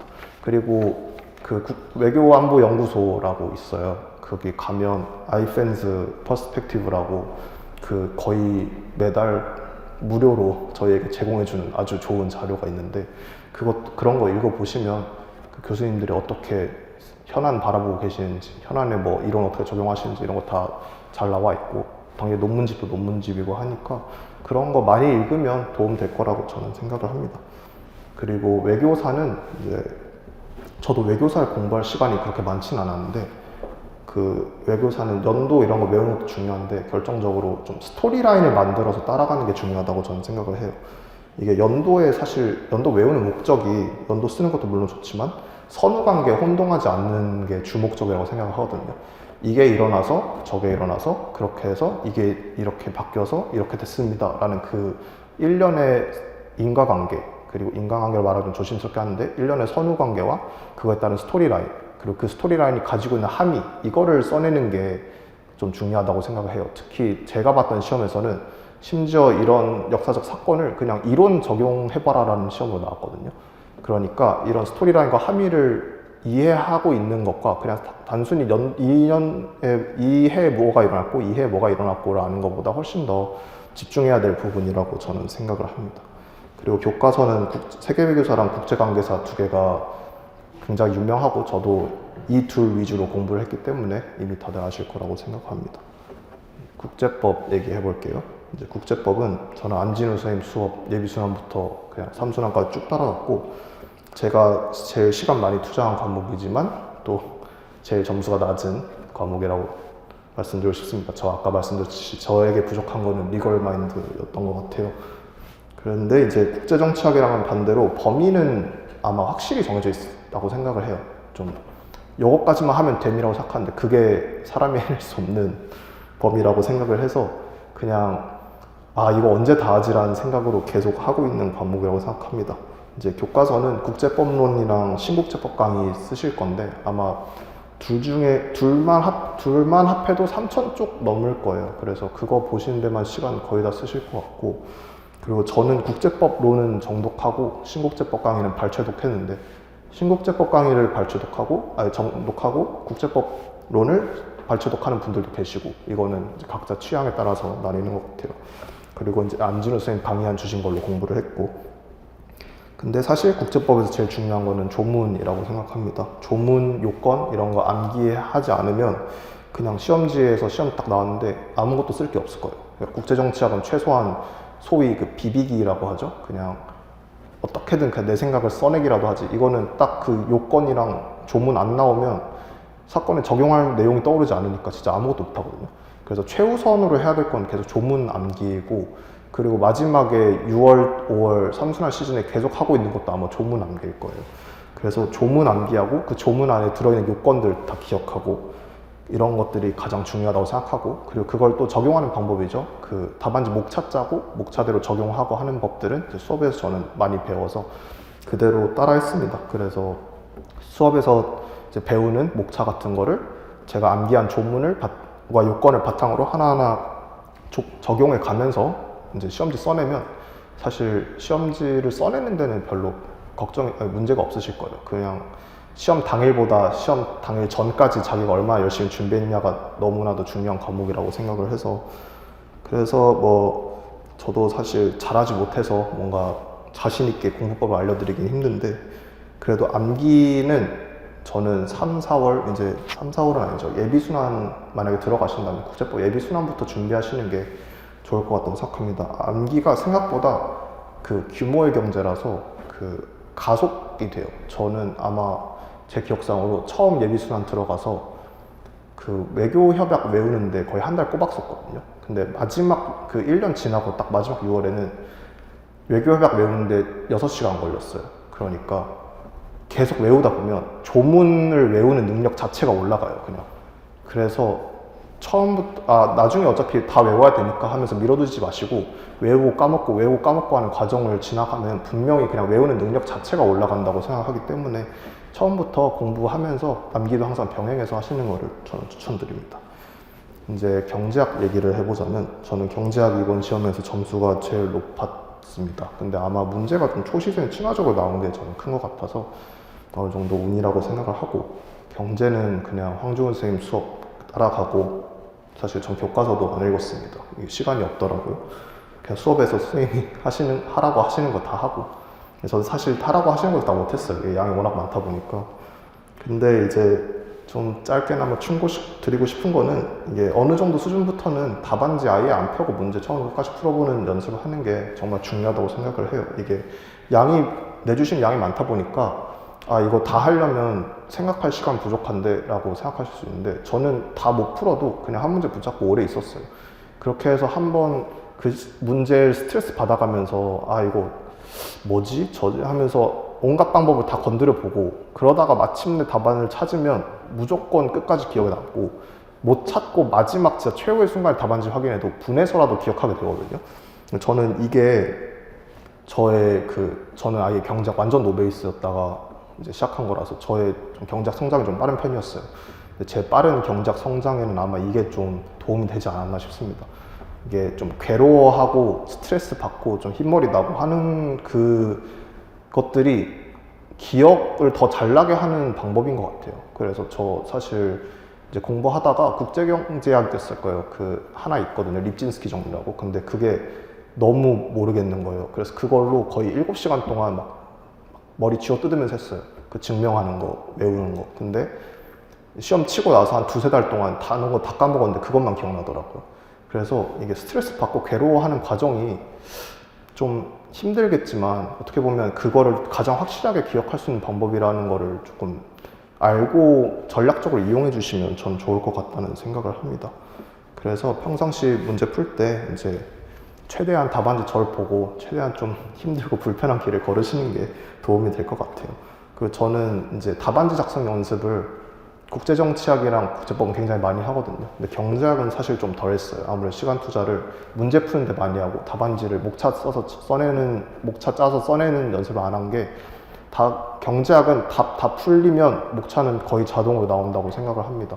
알면 풀리고 모르면 틀리고 딱 그렇게 돼서 점수가 높게 나오는 것도 알아서 풀어내니까 점수를 높게 주시는 거라고 생각을 해요. 그래서 아무래도 문제 많이 풀고 아까 말씀드린 대로 최대한 좀 자기 힘으로 풀어보려고 노력하고 하는 게 좋을 것 같습니다. 이제 좀 막간으로 3차 얘기하면, 3차는 솔직히 외교원은 진짜 준비 하나도 지금은 안 하셔도 됩니다. 외교원은 2차 합격하면 다 같이 모여서 준비를 하고, 그때 여러분의 이제 예비 동기들과 열심히 으쌰으쌰 하면서 면접 준비를 하기 때문에 지금 3차 고민하실 필요는 저는 전혀 없을 것 같아요. 그냥 1, 2차 공부 열심히 하시면 되고, 그리고 진짜 사족으로 얘기하면 그때 영어 발표 이런 거 한다는 걸 미리 이제 전에 들으시고 굉장히 두려워하시는 수도 있는데, 그때 되면 다 하게 됩니다, 이게. 그래서 지금은 사실 걱정 안 하시고 1, 2차 열심히 하시면 될 것 같아요. 그리고 기타 이제 수험 관련 사항들 말씀드리면, 일단 루틴이 있어요. 루틴을 다들 짜시는 분들이 있고 안 짜시는 분들도 있는데, 저는 3월부터 9월까지는 이제 집에서 이 학원으로 통학을 했고, 그 다음에 9월부터는 학원 근처에 자취방에서 자취를 했어요. 근데 이제 3월부터 9월까지 그래서 아침에 와서 밤에 그냥 지하철 타는 그 사이의 시간이 저의 공부 시간이었고, 집에 가면 한 11시 조금 넘었었는데, 그때부터 그냥 자서 다음날 아침에 다시 학원 나오고 이런 식으로 했고, 그 다음에 자취방 구해서 이 근처에서 공부했을 때는 그냥 일어나서 공부하고 밥 먹고 또 공부하고 밥 먹고 공부하고 자고 그냥 그렇게 했는데, 주 6일 공부 1일 휴식이 좀 기본이었고, 다른 분들도 다 좀 그렇게 하시는 것 같아요. 근데 이제 저는 이제 3월부터 6월 마지막 1차 붙고 2차까지는 아마 일요일도 안 쉬었던 것 같아요. 그때는 좀 제가 양에 비해서 저희 시간이 너무 부족했다고 느꼈어서, 그래서 좀 2차 끝나고 굉장히 피곤하더라고요. 그래서 이거를 오래 지속하겠다는 생각을 하지 마시는 게 좋을 것 같아요. 만약에 1차 합격하면 2차 사이에 그냥 3개월 바짝 하는 느낌으로 하시고 평상시에는 일요일 정도는 쉬시는 게 낫지 않을까라고 생각합니다. 그리고 좀 저의 좀 특이한 점이 있다면 저는 잠은 진짜 많이 잤습니다. 전 잠을 안 자면 공부가 안 되더라고요. 그래서 수면이 좀 중요한 사람이어서 거의 7시간은 최소한 자려고 항상 노력을 했고, 근데 그만큼 이제 뒤처지잖아요, 공부 시간이. 그래서 최대한 다른 시간을 빼야죠. 어쩔 수 없는 것 같아요. 근데 자기가 잠이 좀 중요한 사람인지 아닌지를 좀 알아야 될 것 같아요. 잠 중요하면 잠 포기하시면 공부 잘 안 됩니다.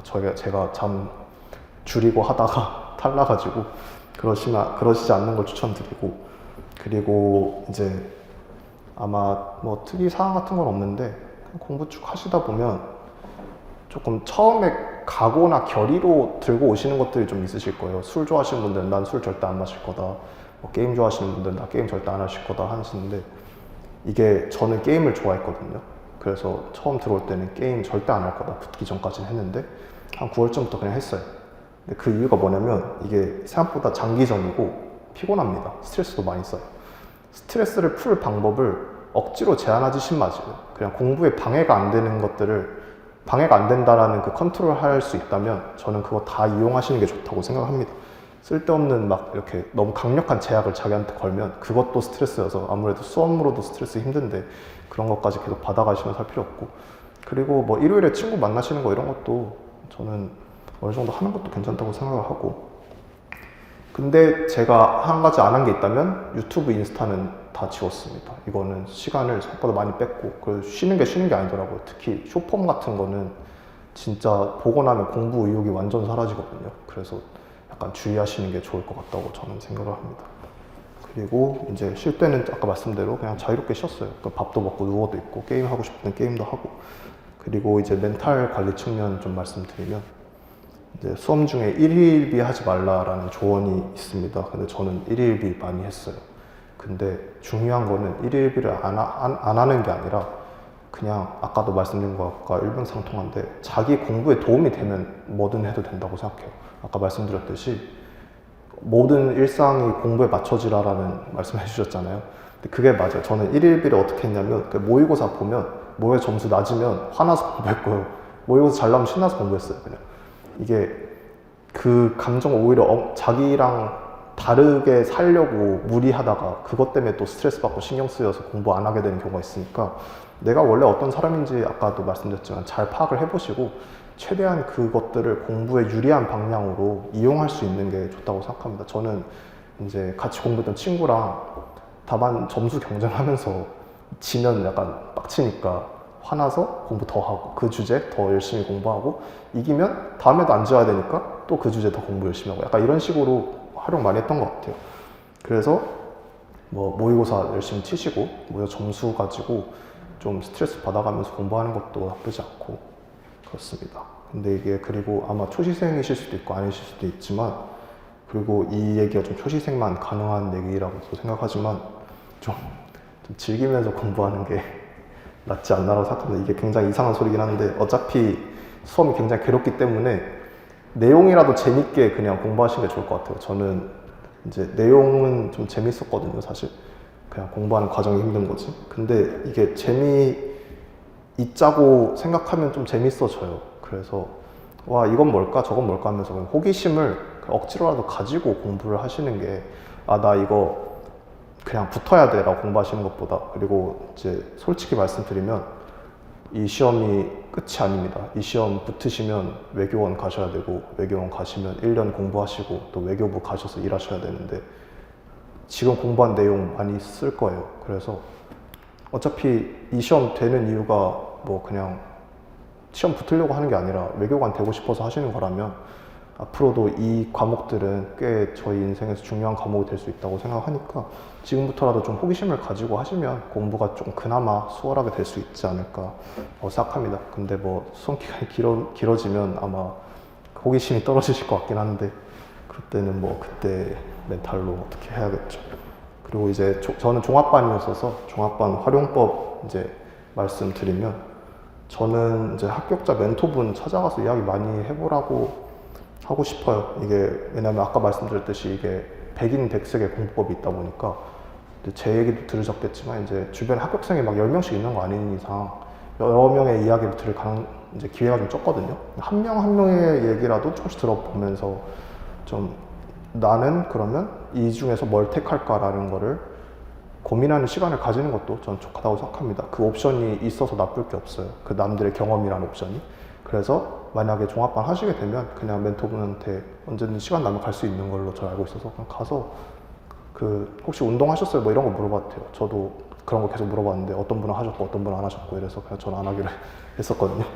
근데 그런 거 다 물어봐서 이리저리 자기가 어떻게 공부하면 될지 이제 정하시면 될 것 같고, 그리고 이제 종합반 분이랑 스터디 짜주시기도 하고, 종합반이면 아마 처음부터 그냥 예비수랑부터 같이 들으시는데, 그때 저는 친구 사귀는 거 좋다고 생각합니다. 이게 여기서 공부하면 좀 외로워요. 아무래도 통학을 하게 되면 이제 가족이라도 만나게 되니까 그나마 나은데, 여기 자취를 하시거나 하면 굉장히 외로운데, 외로움이 공부에 안 좋습니다.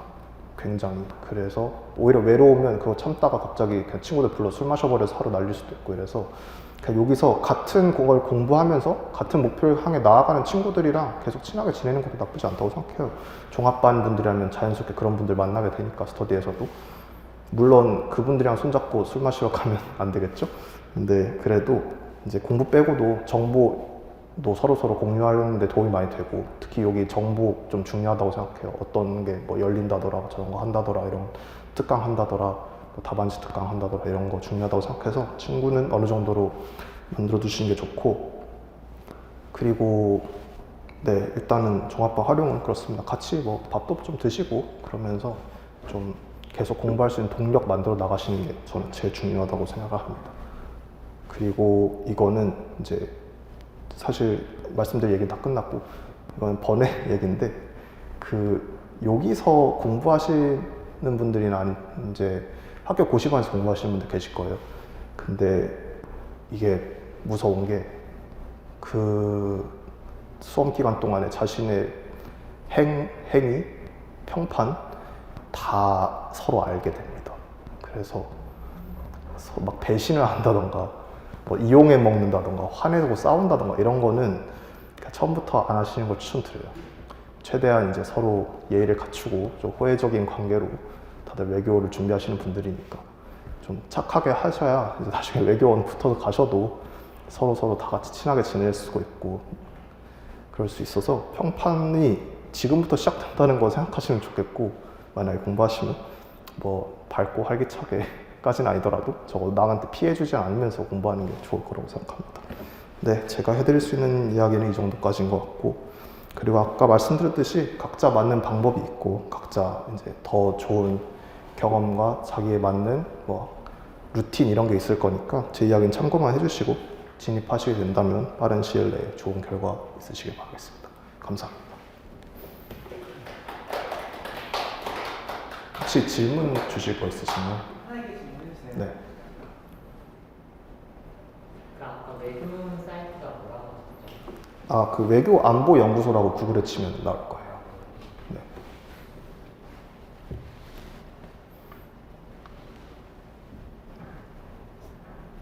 네. 시험 이 내용이 너무 많아가지고 저희 계속 복습을 해야 되잖아요. 복습 같은 거 혹시 어떻게 하셨는지 궁금합니다. 네. 복습 관련해서 질문 주셨는데, 저는 사실 웃기게도 복습이 커리큘럼 그냥 따라가면서 그 시간에는 그 수업 시간에 그 수업만 집중했던 것 같아요. 초반 예비수나 1, 2수나까지는 말씀해 주셨다시피 내용이 이미 벅차거든요. 그래서 그때까지는 복습 생각은 잘 안 했어요. 근데 이제 2순환쯤부터는 내용을 어느 정도 알잖아요. 그때부터는 경제학은 어떤 식으로 했냐면, 경제학은 연습책이라고 있어요. 그 연습책에 이제 문제들이 많거든요. 그 문제를 최소한 그래도 하루에 한 개는 풀자, 그 정도 가벼운 마인드로 계속 경제학 푸는 감각을 유지하던가, 아니면 국제법 같은 경우에는 조문 외운다고 생각 안 하고 그냥 한번 쭉 읽어보고 다시 덮고 이제 쉬는 시간에, 아니면 정치학 같은 경우에는 저는 사실 막 복습을 열심히 하진 않았는데, 그 2순환 기간에는 그때 그냥 뭐 논문 아니면 현안들이 계속 나오기 때문에, 국제정치학 현안 신문 기사 있으면 알아보고, 현안에 관해서 아까 말씀드린 연구소 아티클 같은 거 있으면 그런 거 한번 읽어보고 하는 식으로 했었던 것 같습니다. 그리고 3순환 시기에는 그냥 다 동시에 돌리게 돼요. 그때는 복습의 개념이 아니라 그때부터는 진짜 이제 시험 2달 남았기 때문에 그냥 이틀마다 과목을 바꾼다던가 짧게는 하루에도 과목 3개 바꿔서 할 때도 있고 그때는 워낙 할 게 명확히 정해져 있는 느낌이 들기 때문에 그때부터는 걱정 안 하시고 그냥 본인이 이때까지 배운 거 토대로 계속 공부해 나가시면 될 것 같습니다.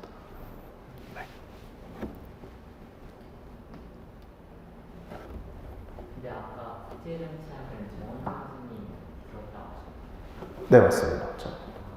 저가 잘 아직 시험을 준비 안 해서 모르는데 서브노트가 뭐예요? 이제 서브노트가 뭐냐면요. 이제 공부를 하시다 보면 내용이 굉장히 방대하잖아요. 근데 예를 들어서 교과서를 하나 읽었는데 그 교과서를 이제 가다가 생각이 안 나면 언제든지 펼쳐보고 이럴 수 없으니까 교과서 내용을 내가 직접 정리를 해가지고 하나의 필기 공책처럼 만들어서 그게 이제 서브노트거든요. 네, 압축시켜서 자기가 직접 압축시켜서 정리한 거를 보통 서브노트라고 부르고 물론 다른 분들의 서브노트를 받아서 그냥 쓸 수도 있어요. 근데 서브노트를 만드는 데 중요한 점은 자기가 직접 압축시키는 과정에서 그냥 공부하게 되는 거기 때문에 중요하다고 생각을 합니다. 사실 저는 서브노트 하나도 못 만들었거든요. 그냥 시간이 없어서. 근데 서브노트를 만들면서 그냥 공부를 하시는 분들도 있어요. 제가 저희 동기 중에서 처음부터까지 그냥 서브노트만 계속 만들다가 그냥 합격하신 분들도 있거든요. 근데 그분들은 서브노트 만들면서 그 머리 자기가 읽고 머리 쓰면서 요약하는 그 과정 자체가 공부였던 것이죠. 근데 저는 이제 서브노트 전혀 만들지 않았고 그래서 아까 말씀드렸듯이 백인백색이라는 게 좀 그런 겁니다. 네. 개인적으로 궁금한 건데 제가 지금 제1국어를 못하는 상태인데 피셋이랑 제2외국어를 동시에 공부하고 있거든요. 그럼 이런 경우에는 그냥 같이 하면서 오래 가는 게 아니라 그냥 제1국어만 빨리 따는 게 괜찮을까요? 네. 솔직히 말씀드리면 저도 제1국어랑 한국사 능력 검정까지 못 땄었습니다. 처음 진입할 때. 근데 제가 말씀드리고 싶은 거는 무조건 요건 먼저, 제1국어 먼저, 뭐 한국사는 그렇게 오래 걸리지 않으실 테니까. 이게 제1외국어 미뤄두시면 나중에 압박감이 상당해요. 왜냐면 제1국어는 저희 수험 과목이랑 진짜 전혀 관련 없잖아요. 나중에 외국어는 들어가서 중요해지긴 하는데. 그렇다 보니까 다른 것도 공부할 게 이렇게 많은데 나 외국어도 해야 되네? 라는 사실만으로 이미 초조해져요. 그러니까 그런 일이 있으면 좀 더 피곤해지시니까 괜히 그러지 마시고 저도 6월쯤에 다 땄어요. 그러니까 처음 진입해 3월부터 6월까지는 거의 하루에 한두 시간은 무조건 투자를 했거든요. 외국어에. 그래서 최대한 빨리 요건은 다 갖추시고 나머지 공부 이어서 하시는 것 좀 추천드립니다. 근데 3차 시험 면접 볼 때 PPT 만들어가지고 한다는 그런 소리가 있어요. 컴퓨터 PPT 파일 말씀하시는 건가요? 3차 면접 그런 거 안 만드는 걸로 알고 있습니다. 저는 일단 그런 거 안 만들었고 근데 아마 들으신 이야기가 그거 관련될 거예요. 저희가 면접에서 보는 그 면접 유형 중에 하나가 좀 긴 글들을 읽고 자기만의 보고서를 하나 작성해서 한 페이지어치로 그걸 기반으로 면접을 진행하는 게 있어요. 그래서 아마 그거를 프레젠테이션이라고 말씀하신 게 아닌가. 한글 파일이나 뭐 네. 전부 수기로 작성해서 면접합니다. 네. 그거 걱정 안 하셔도 될 것 같아요.